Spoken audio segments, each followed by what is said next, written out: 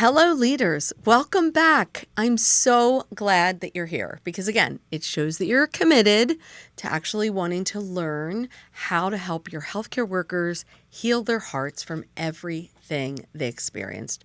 Not just during the pandemic, but they're healthcare workers. So every single day they experience pain and suffering, and that's part of the work that they do. So you play such an important role.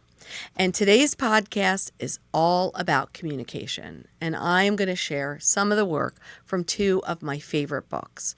So I first want to start off by sharing this great work that is from David Marquet. I absolutely love it. He has a couple books. One is about turning a ship around, and it's really exciting. David, this is called Leadership is Language: The Hidden Power of What You Say and What You Don't. And I absolutely love this book because David was a graduate of the U.S. Naval Academy, and he commanded a nuclear-powered, fast attack submarine called the USS Santa Fe. And what I want to share with you is actually a lot from the story of that experience, but also from other stories that he has in this book. Because David, when he took this position, he needed to take it because the former commander had abruptly quit. And David was walking onto a submarine that had the worst morale, the worst performance, that was at the bottom of a list of over 50 submarines in terms of having an engaged workforce. And what he learned is over 90% of the crew were leaving the Navy after their time on board of that ship. So imagine being that leader, that commander that is coming on, and this is now your assignment. And so his job was, it's to fix the morale, it's to fix the performance, it was to fix sort of quality. There was a lot of inspection issues and safety issues. Things ranged from like food service to like the firing of torpedoes. They had quality issues all on this submarine. And there was this high degree of safety incidents that he was also responsible for.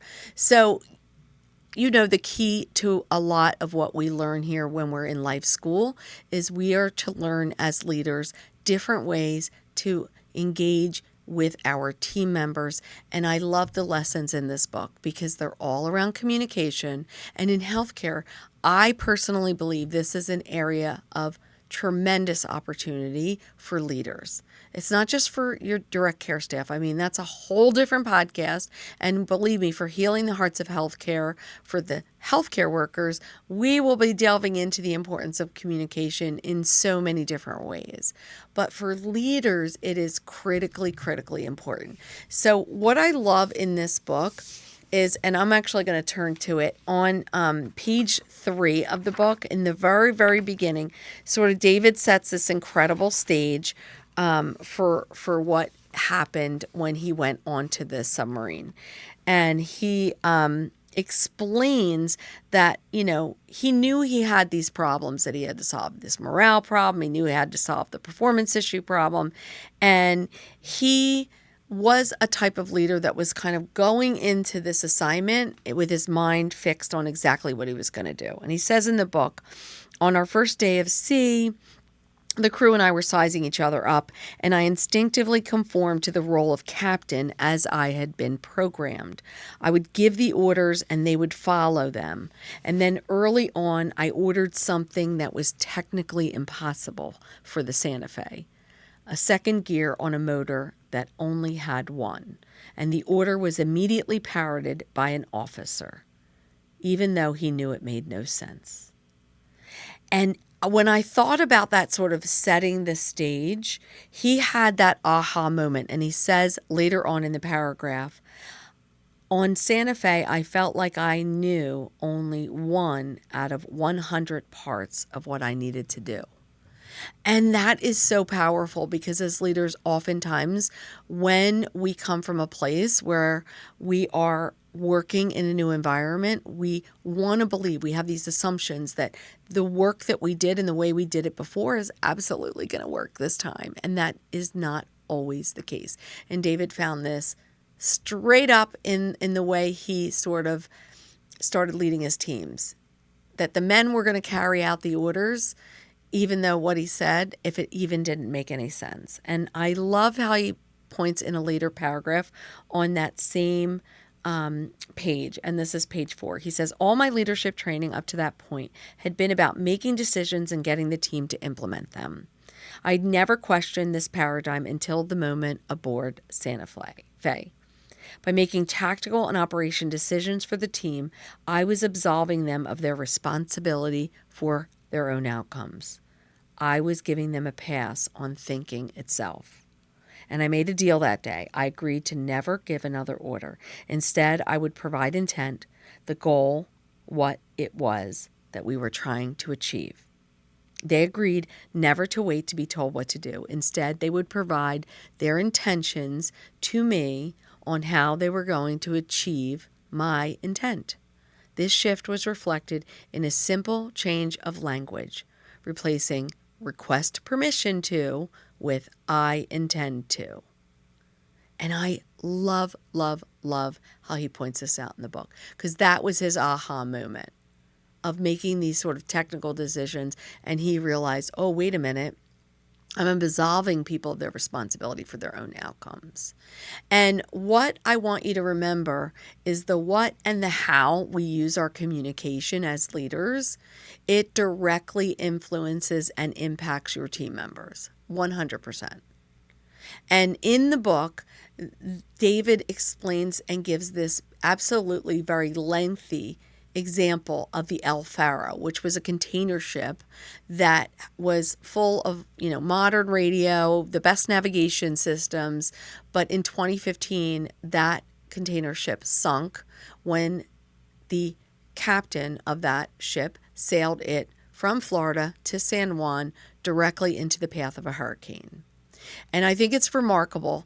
And I would encourage you to get the book, because I'm not going to be able to cover every aspect of it, but I'm going to cover certain aspects of that story because it's so critically important. There were just some really specific moments in this story where you could see 100% where failure happened, and it happened around communication.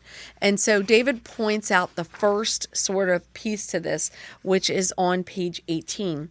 And I just want to kind of highlight some of these transcripts. So I think it's just so interesting. So you have to know, when they were sort of sailing this container ship, they knew they were going directly into the course of the storm, and they knew that they were going to be exposed to the hurricane. So that is what the commander sort of knew. And there was an alternate route that was about 160 miles longer, and it would have resulted in the ship taking an extra 8 hours to traverse. But the route would put the Bahama between the ship and the storm, buffering the vessel from the wind and the waves. And I tell you this story and share this in the experience because, again, there are so many examples through the course of this story over the time when they left that port and when they got in and that ship sank, of where there was trouble in the communication all along. And I want to share with you on page 21 something that the captain said when it came to language. And again, he says, this is under the chapter, The Language of Invulnerability. He says, later that day, while the ship steamed toward the exposed side of Bahamas, here are some things the captain said to various crew members. We're good. It should be fine. We are going to be fine. He mocked novice mariners willing to deviate for every single weather pattern. He said, oh, no. We're not going to turn around. We're not going to turn around. He was the language of getting it done at all costs, the language of invulnerability and invincibility, the language that discouraged any expression of concern, and it sent a message that the decisions should not be questioned. And I love sharing that sort of perspective because it was the words and the way they were used that automatically focused the crew to really think about how they were going to respond when they were getting closer and closer and closer to the storm. And again, I'm going to remind you, in the story, in the book, David does a really good job sort of outlining even the transcripts, what they learned, what they saw, all of these things. But one of the things that I think that was so powerful is that the words forced all the other officers that were in charge when the captain was getting his rest and sleeping through this, approachment of the storm, to have this continue and comply mentality. And again, the words were designed to keep people on task, right? That was the whole purpose. Was like we could have taken a different route and kept everybody safe, right? But it was getting everybody out of their way, and we were going to lose 8 hours, and that wasn't something that this captain was willing to do.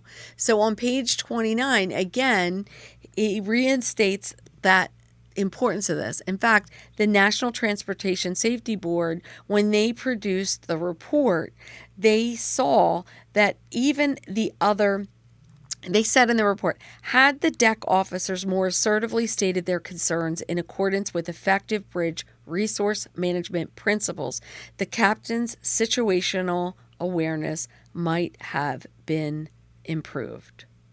And that is incredibly powerful because, again, it speaks to this idea: if there's fear and people are afraid to speak up, what's going to happen? No one's going to speak up. And the entire crew lost their lives. Like, everything was lost. And I think that's so incredibly powerful. And in the book, I think, they give lots and lots of examples.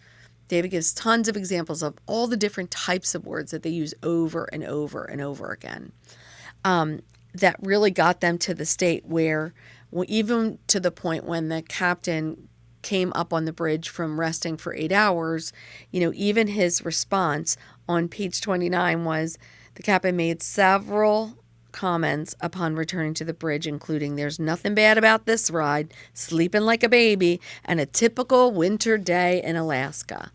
So again, I want to remind you as a leader, this is so important.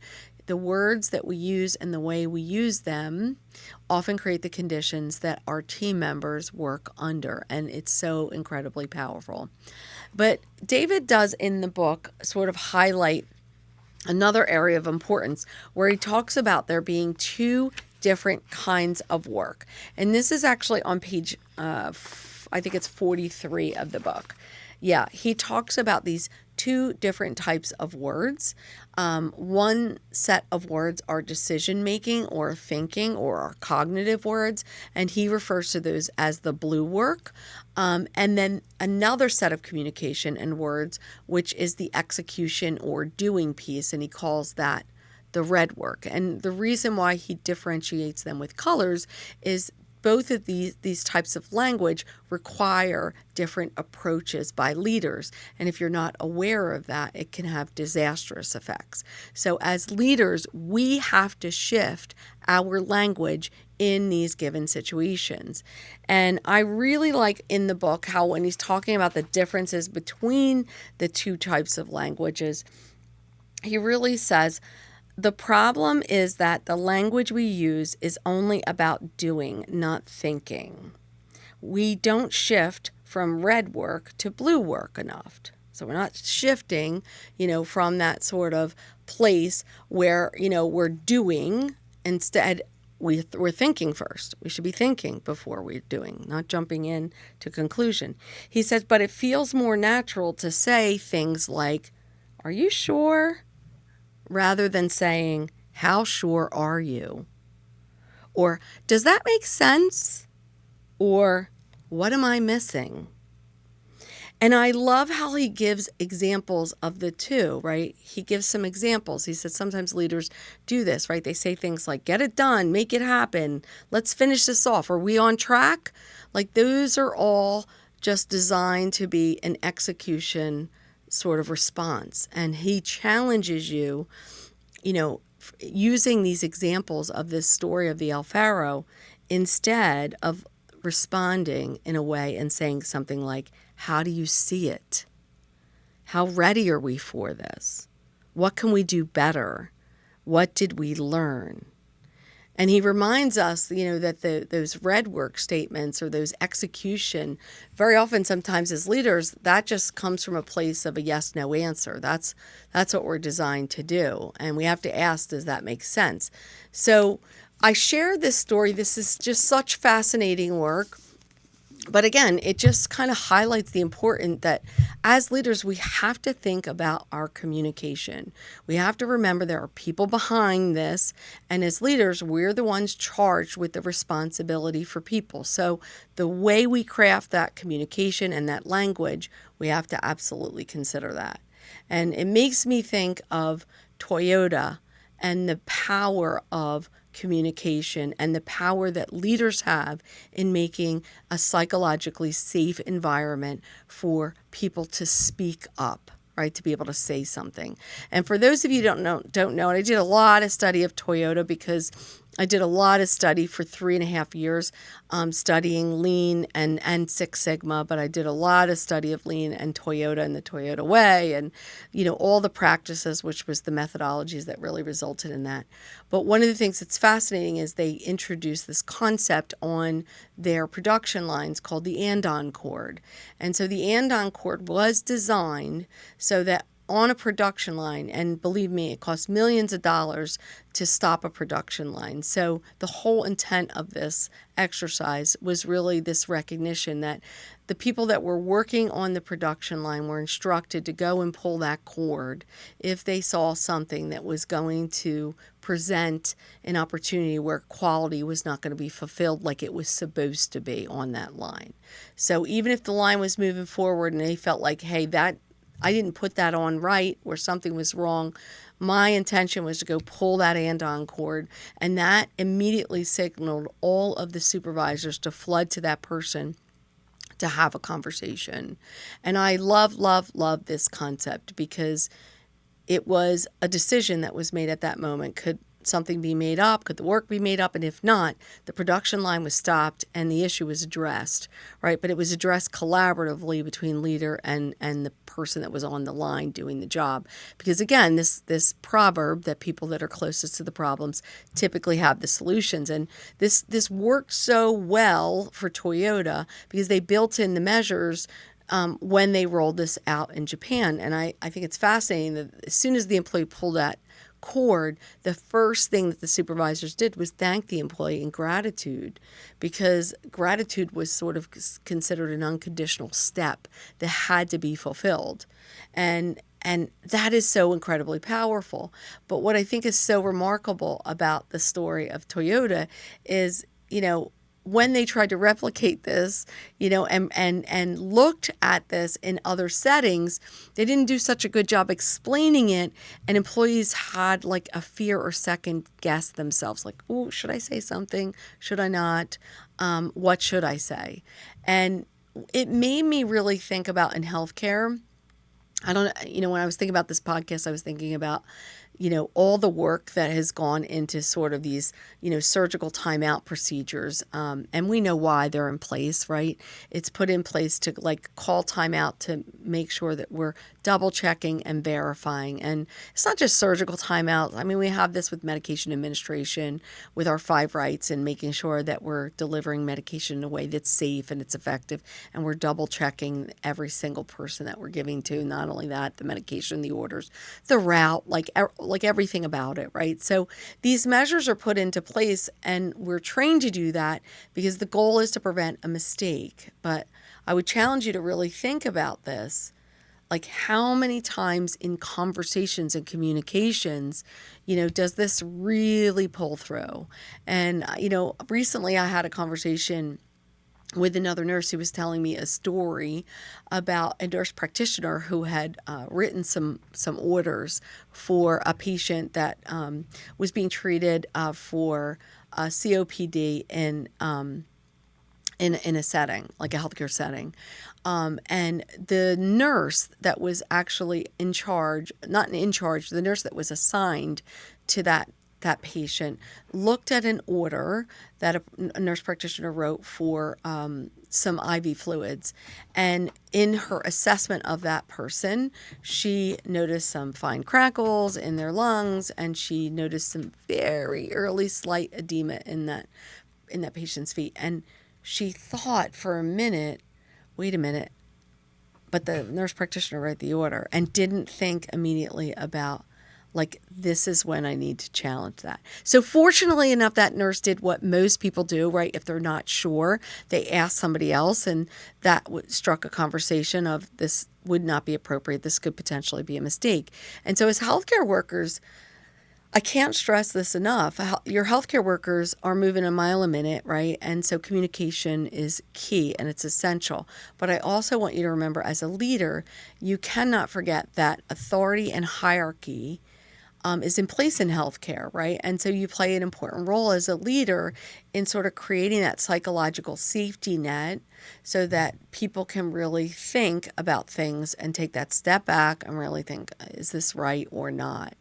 And as leaders, I will always instruct you, the two things that you can really hone in on to really improve your skills around communication is always going to be, ask your questions by starting with the words of what and how, because that is what's going to invite dissent. That is what David kind of highlights in the book, because it's going to push you to a place of curiosity so that you're not responding with these yes and no questions. And again, as leaders, we have to practice communication, just like your healthcare workers have to practice communication. And we have to really do that because we're shifting from an environment where we believe we should be directing everybody all the time. We know that that's not as effective as asking better questions that are going to allow you to make better choices and the people that you're supporting to use critical thinking to come to those conclusions. So it brings me to the second book that I absolutely loved. And again, this one I read a really long time ago. It's been a long time. I want to say maybe 10 years. It's John Miller's work, Flipping the Switch, and I love it. It's Unleash the Power of Personal Accountability Using the QBQ. And you're probably like, what is the QBQ? Well, the QBQ, in the most simplistic terms, it's a tool that you can use to practice personal accountability, and it stands for the question behind the question. And so I love it because in the book, John states this on page 6 of the book, and I want to share it because I think it's just so incredibly important as leaders. John says here in this book, QBQ stands for the question behind the question, and here is what it's all about. When faced with a problem or frustration, our minds tend to fill with questions like, why is this happening to me? And when will others do things that are right?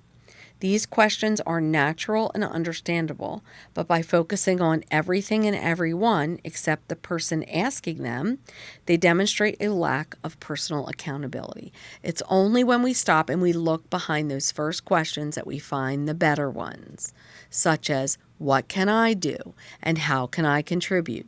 Asking these questions turns the focus back to ourselves and to what we can do to make a difference.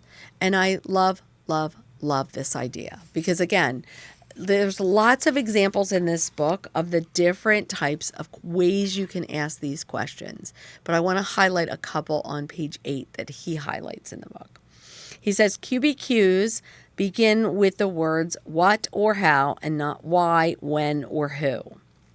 Again, why questions lead to complaining and victim thinking, as in, why is this happening to me? When questions lead to procrastination, as in, when are they going to get back to me? Who questions lead to blame, as who dropped the ball? QBQs contain the word I, not they, them, you, or even we, because I change only me. QBQs always focus on the actions. So again, when you ask better questions, you're going to get better outcomes and answers. It's just that simple. And this is really hard for a lot of leaders because, we're living in the blame game. It's widely acceptable and widely popular for people to blame people for when things go wrong. And blame is the opposite of ownership. And again, it's the ultimate excuse. One of the areas in healthcare where I see this the most is when people say things like, that is not my patient, like that's going to absolve them. And I'm going to remind you, as an educator, we need a lot of education around this. We need a lot of expectation setting. We need to be very clear that we are in the business of caring for people. That is everybody's job. There is no assignments here, right? The taking on the approach of how can I help is a much better strategy to teach and educate to, right? So whether that's, there's call bells going off, even you're the leader walking down the hall, you modeling and leading by example and answering those call bells, popping your head and saying, I noticed that your call light was on. I wanted to see, is there anything I can do to help you, right? And then you go find that person that can, because you're not going to be able to do probably what that person needs, or maybe they just need a box of tissues and you can absolutely do that, right? It's going to speak volumes to your people, and it's going to teach them, again, the fundamental aspects of communication. So it helps with the ownership and accountability on your end as a leader. And, it teaches them new ways of working, looking people in the eye, making sure you're making contact.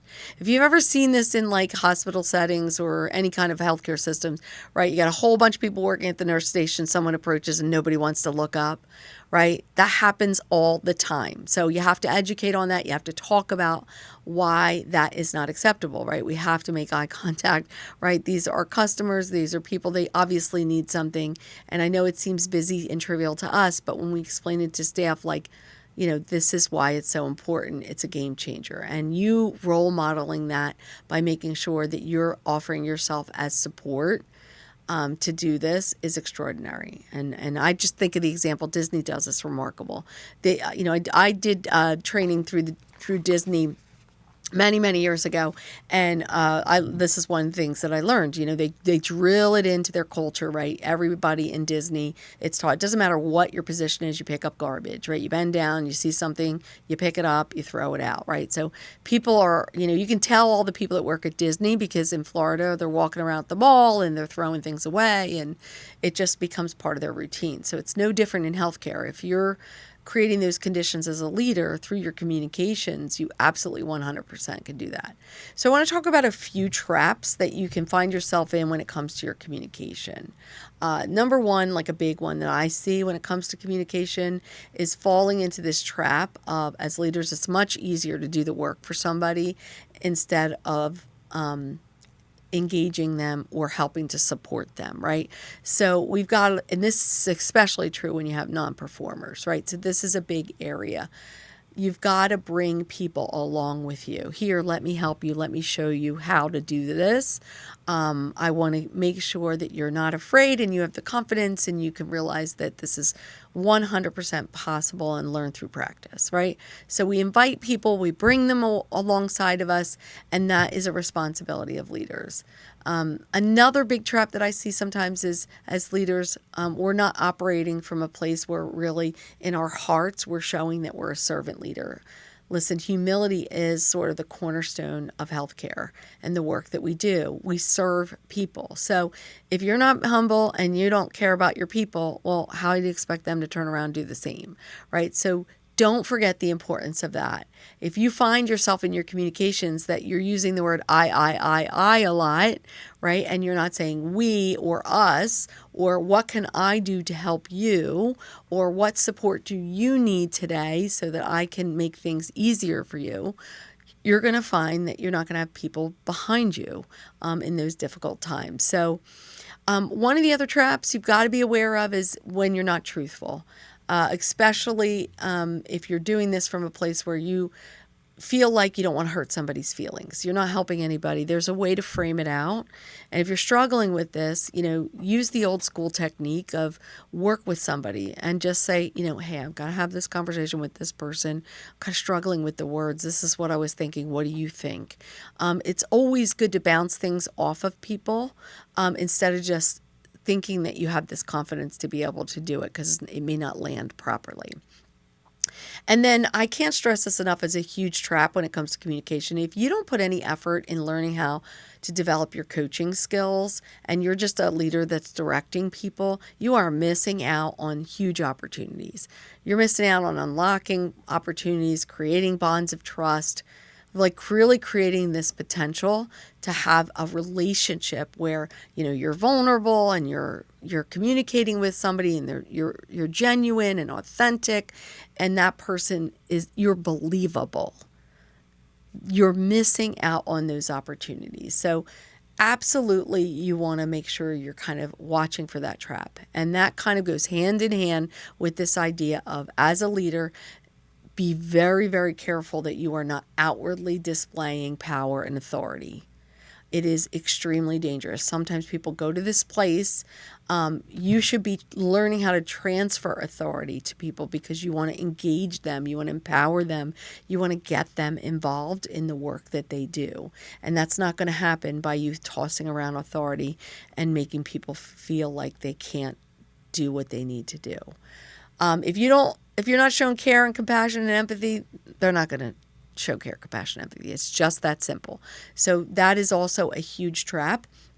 And just don't forget the importance of, you don't want to be ambiguous. You don't want to be unclear with your communication. I see this as a trap sometimes, especially around giving feedback. Sometimes leaders will dance around an issue and they're not clear and concise and direct about what's getting in the way, right? You still have to open the conversation by seeking to understand, right? And you're doing that through coaching. Once you get that perspective, it's time for you guys to come, for you and that team member to come to consensus and to create a plan of action that person, that you can support them so that they can, make improvements and to move forward in their own development journey. But if you're not having any of that discussion, or you're unclear and that person leaves and they're not sure, like, was I in trouble? Did I do something wrong? It's not going to land well. And your team is going to lose faith in you. You're going to lose some credibility in that process. And don't forget the importance of listening. We've talked about this as leaders. This is an essential skill. It's why it's a virtue. You have to listen to people. That means eye contact, paying attention, slowing down, putting your laptop away, not looking at your phone, but like listening to what they're saying. And don't forget these other couple traps, which is, a failure in recognizing somebody for their contributions, a failure of giving people that positive praise, or even giving them feedback on how things could be better or how you can help to support them. And if you go from a place of support, like, I noticed this, it seems that you're struggling in this area and I want to help support you, because I know that happened to me too early in my career, and it was a really trusted mentor or a leader that helped support me because they just gave me the confidence and gave me the experience to do it over and over again, and then I gained mastery. And that's really going to help you. And please don't forget about adapting your own communication style. This is so important. It's not cookie cutter leadership. You're not giving the same style to every single person. Every person is unique. You need to understand what makes that person tick and how they need to receive that information. And always, always, always be mindful when you're delivering any communication to be mindful of your body language. That includes your eye contact, your body language, the way you're holding your arms. You really need to picture yourself in a very relaxed setting and kind of create those conditions where you can have a conversation and that energy isn't coming off of you that feels like, it's full of frustration or angst, because that's going to turn somebody off immediately and right away. So, I'm not going to be able to cover everything today, but I will end this podcast going back to our original story of the Faro and the loss of all those lives, because it was, the captain on that container ship that truly believed that, this is what we're doing. And in an effort to try to convince every single person, no one had the ability to speak up and to say, this is dangerous. We are at risk for all losing our lives. And again, I'm sure it came from a place of just really trying to build up the team to, we can do it, we can get through it, right? But there's ramifications to our communications. And as leaders, if we're not careful, we might find ourselves in that same boat. And building up your skills, especially around communication, that is an essential aspect in leadership. I feel like I have to say this, it's line in the sand time, people. Like, we must get better at communicating to our team members in a way that helps that to support them and is designed for them in mind. And if you struggle with this, DM me and send me a message. I will help you with resources. There's a million resources out there, but I can't say this enough. It's all done through practice, and you're going to get there, but you need to do the important work. And sometimes it's as simple as, I feel like I'm hearing the song "The Gambler" by Kenny Rogers right now, where he says in the lyrics, you've got to know when to hold them, you got to know when to fold them, you got to know when to walk away, and you got to know when to run, right? There are going to be times in your communications where you're going to need to withhold that communication, because maybe giving somebody that feedback that you've held all week on a Friday when you know it's going to be their, weekend, probably isn't the best choice for you, right? And maybe what you do is you build in the time and the courage and the preparation work that you need to do the next time to be able to have those conversations. Or when that person comes back, you have a very open conversation that says, I wanted so bad to have this conversation with you, but I have to say, honestly, I struggled and I delayed it, and I didn't want to deliver it to you on a Friday to ruin your entire weekend. I've seen leaders do this. It is a terrible practice, and we've got to do better because we're in the field of healthcare. And again, you doing that is just going to result in your team members turning around and providing that frustration out to those people that they're providing care to. So it really is an opportunity. And don't be embarrassed to right your wrongs. Like, we're all imperfect. Nobody's landing it perfectly every single time. So when things don't go as planned, own it. Take responsibility, apologize for it, and figure out how you can support that person in a different way the next time. And that might be you asking those important questions so that you can ask the question behind the question and really get to the point of, how can I support this team member in a way that I can make them feel like they can do the job and they can do it well, and they're going to come back tomorrow, and I'm going to keep that person engaged. Listen, I hope you learned something from this important podcast today on the power of our communication. And I hope you join me in a future podcast. And again, if you don't hear it enough, thank you for everything you do every single day. You're making a choice to be a leader, and you're doing it, and you're doing it well. And just by you being here shows that you're 100% committed. So I honor you, and thank you for all that you do. Goodbye, everyone.